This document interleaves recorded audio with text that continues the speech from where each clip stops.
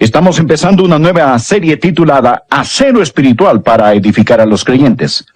Deseo ayudarle a tener un poco de fuerzas, de acero, de concreto en su vida espiritual.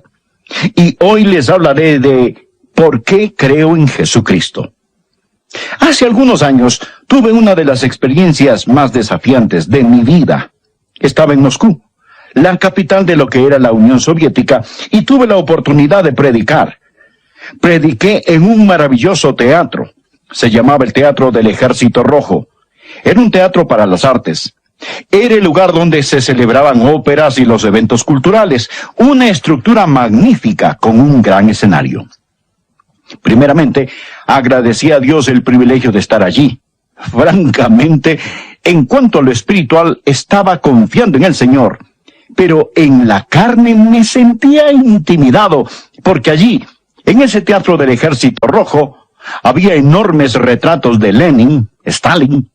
Ahí está el balcón forrado de terciopelo donde ellos se sentaban a escuchar las presentaciones. En ese auditorio había soldados, oficiales del ejército y sus esposas. Los soldados estaban vestidos con sus uniformes militares y estaban sentados por rango tras rango tras rango. Y Dios me había dado el privilegio de predicarles. ¿Qué predicaría usted si tuviera la oportunidad de hablarle a un grupo como ese? ¿Cuál sería la idea principal de su mensaje?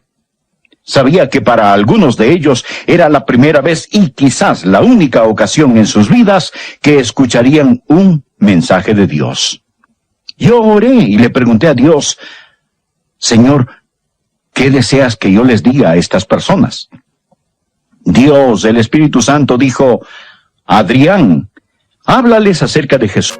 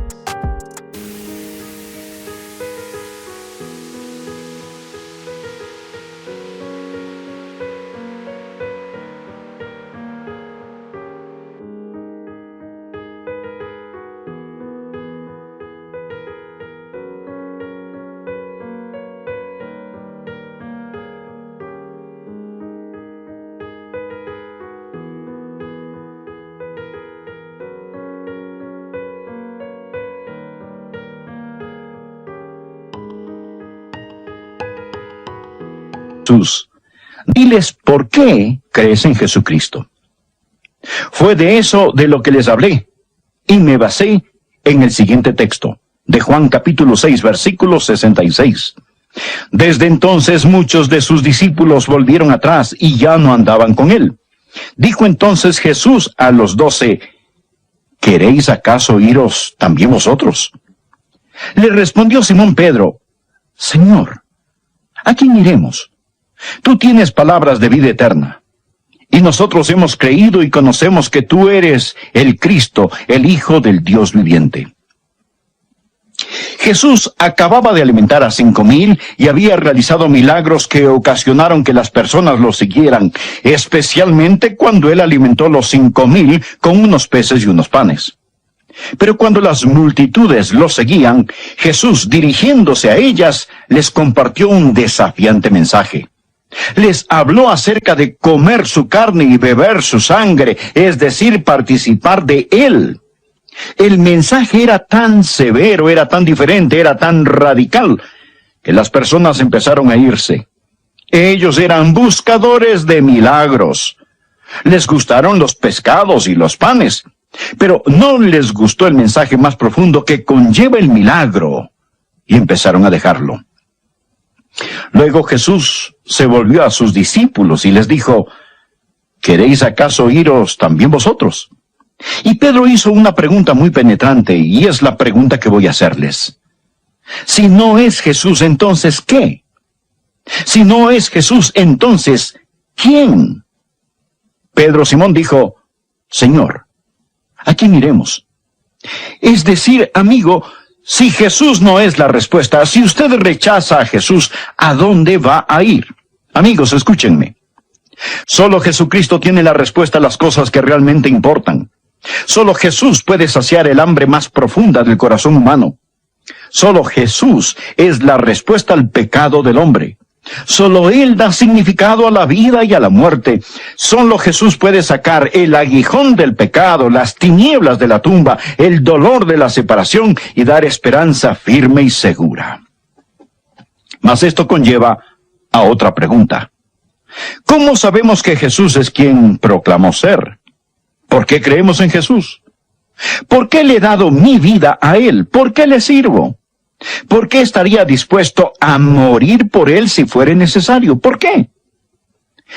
Por 4 razones que podemos saber que nosotros hemos creído y conocemos que tú eres el Cristo, el Hijo del Dios viviente. La primera razón que compartiré es la razón histórica. Jesucristo es un hecho histórico. Me tiene sin cuidado si usted es un creyente o no, o alguna otra cosa, porque usted tiene que admitir que el hombre llamado Jesús estuvo sobre esta tierra. Todos los historiadores seculares que tienen mérito admiten que la existencia de Jesucristo es un hecho, sin tener en cuenta lo que ellos creen acerca de él. H.G. Wells, en su bosquejo de historia, menciona a los 10 hombres más grandes de la historia y el primero en la lista es Jesucristo. Recuerde, Wells es un historiador.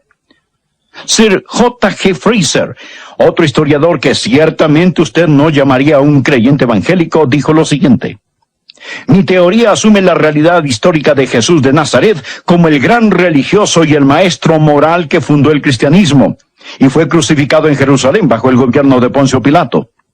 El testimonio del Evangelio está confirmado por la evidencia hostil de Tácito y Plinio el joven.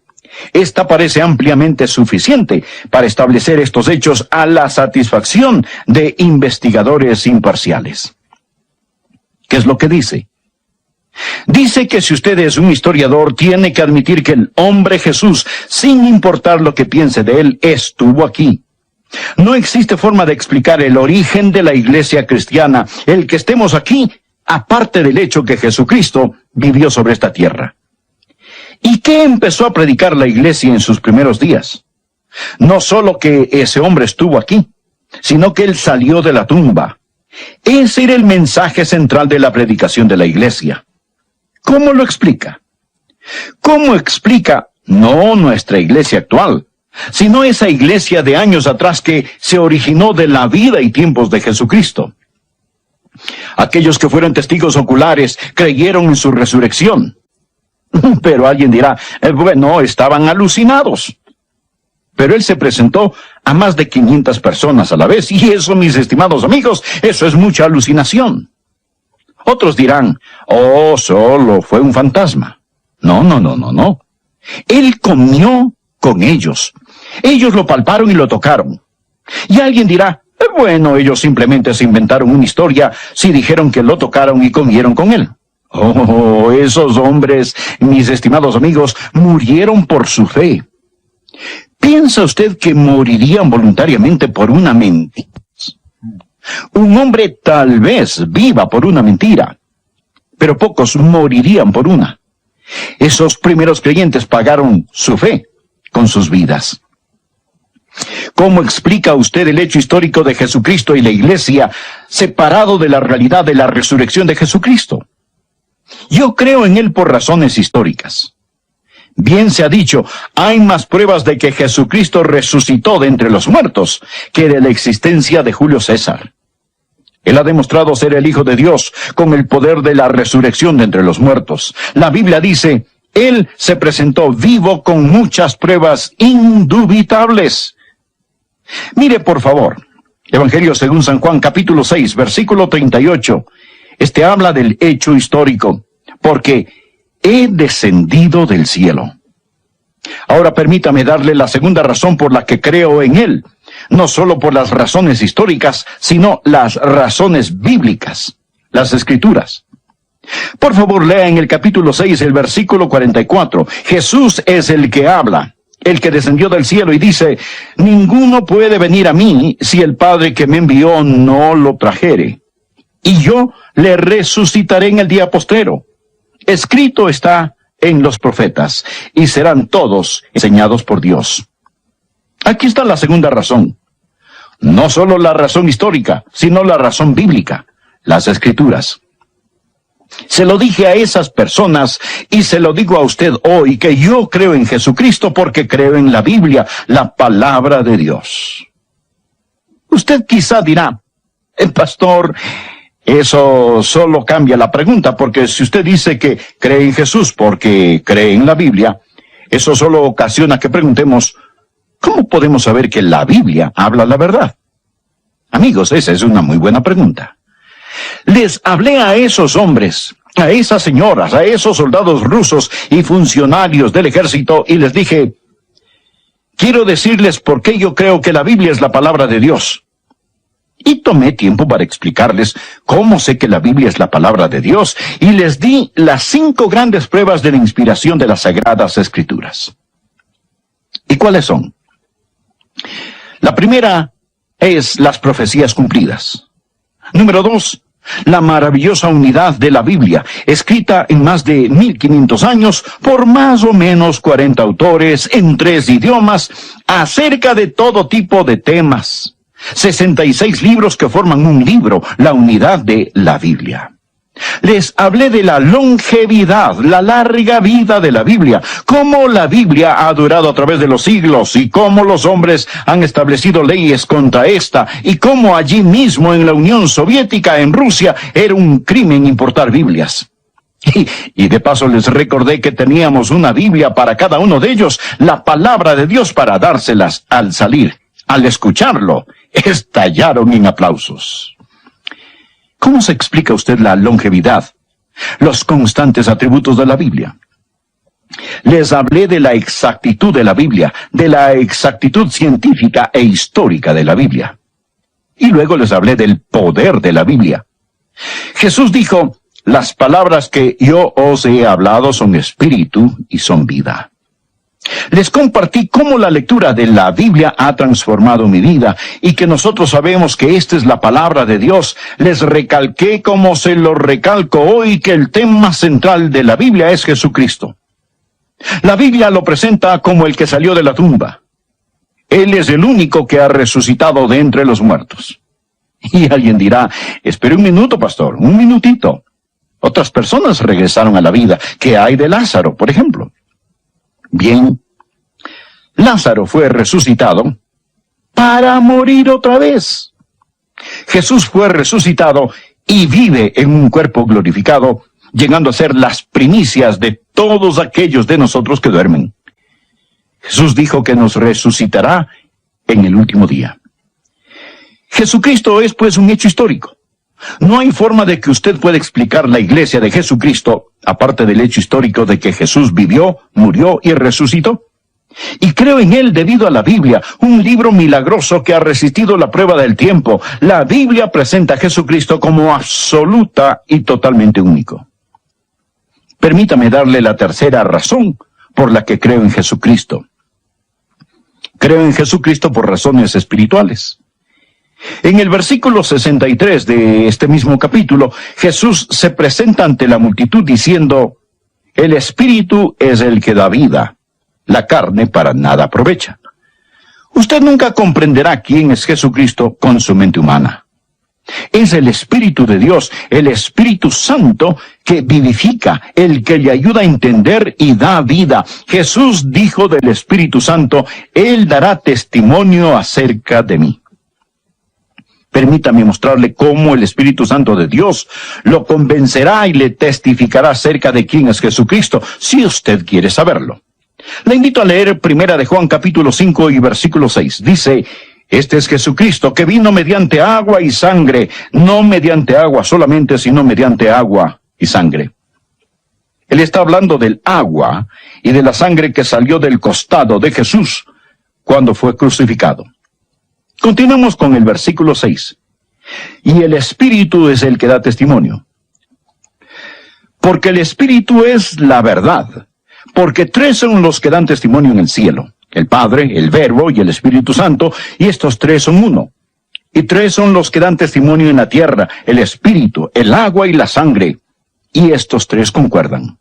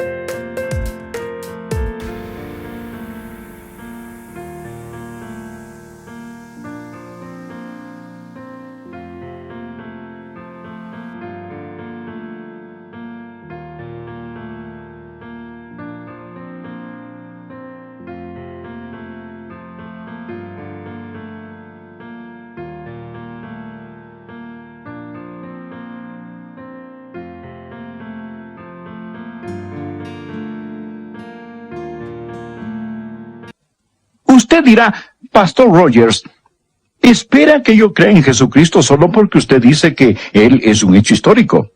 Y aunque lo crea, yo no voy a entregarme a Él. ¿O piensa usted que voy a creer en Jesucristo solo porque su libro dice que Él está vivo y usted tiene evidencias de la inspiración de la Biblia? Bueno, eso no es suficiente para mí. Estoy de acuerdo. Usted necesita algo más. Usted necesita que el Espíritu Santo de Dios diga amén a estos otros hechos. Necesita que el Espíritu Santo lo tome, le haga ver su pecado y lo convenza. Lo he dicho, si yo lo convenzo de algo, otra persona puede hacerlo cambiar de parecer.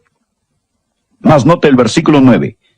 Si recibimos el testimonio de los hombres, mayor es el testimonio de Dios, porque este es el testimonio con que Dios ha testificado acerca de su Hijo. El Espíritu Santo dará testimonio a sus corazones.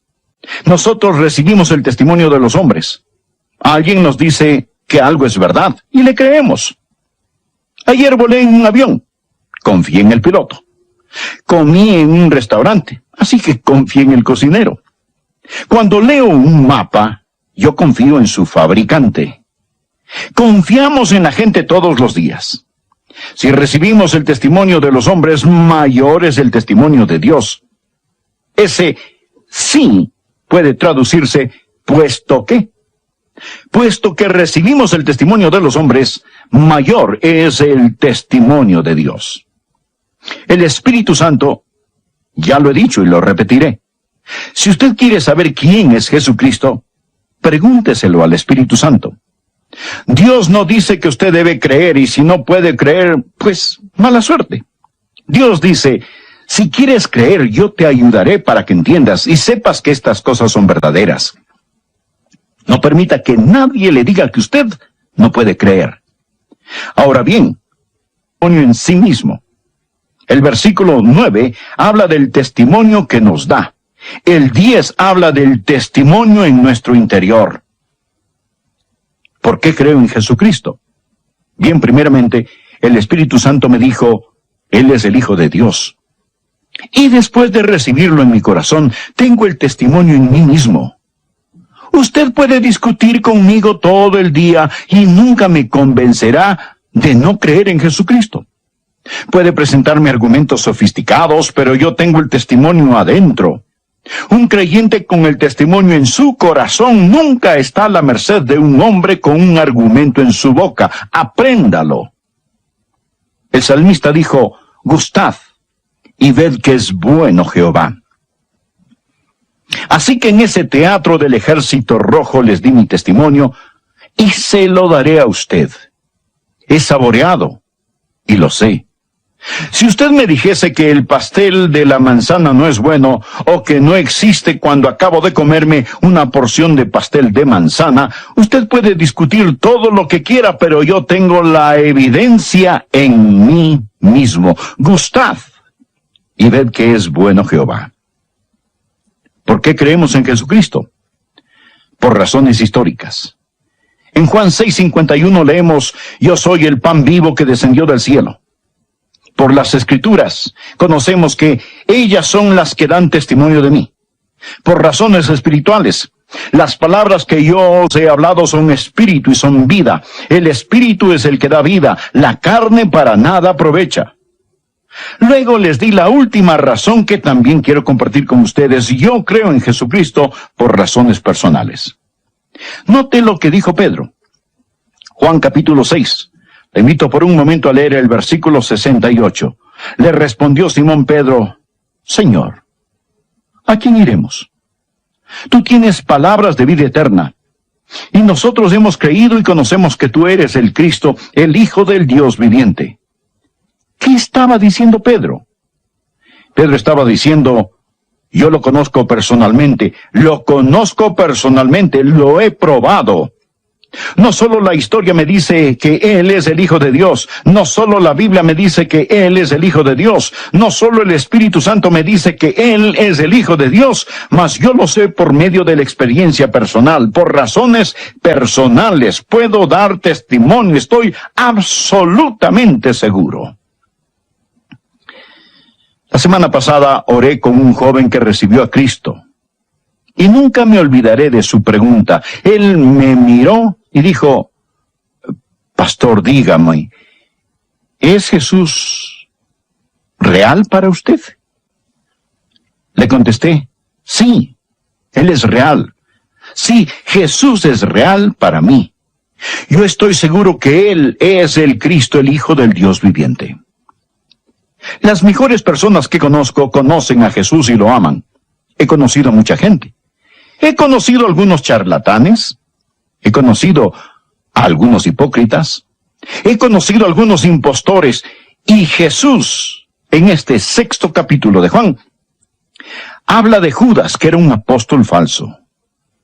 El Señor Jesucristo llevó sus pecados en la cruz. Allí Él murió en agonía, derramando su sangre solo por usted. La Biblia dice: cree en el Señor Jesucristo y será salvo.